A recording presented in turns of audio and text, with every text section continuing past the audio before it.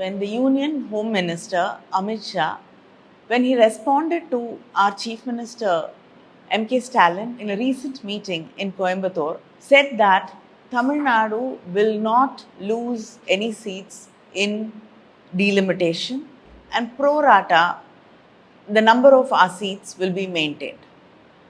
Even the BJP leaders in Tamil Nadu are not able to explain what pro rata means, and they have said very clearly that only the union government can explain it. Our Chief Minister M.K. Stalin has raised a very important concern about delimitation and on what basis it will be done.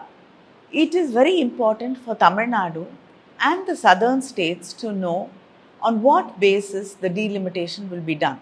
Because if it is going to be based on population, then Tamil Nadu stands to lose at least 10 seats.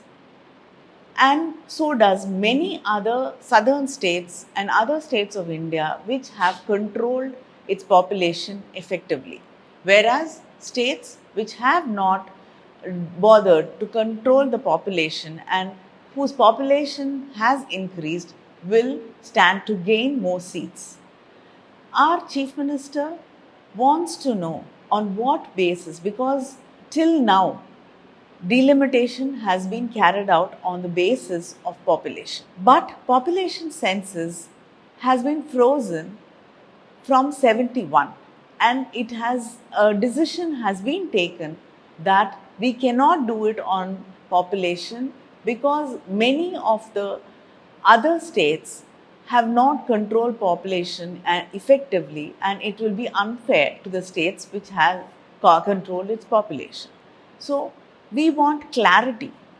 The union government, the home minister, the prime minister have to clearly tell us on what basis delimitation will be done, and they have to ensure that justice is done to our states, and we should not be losing our representation in parliament.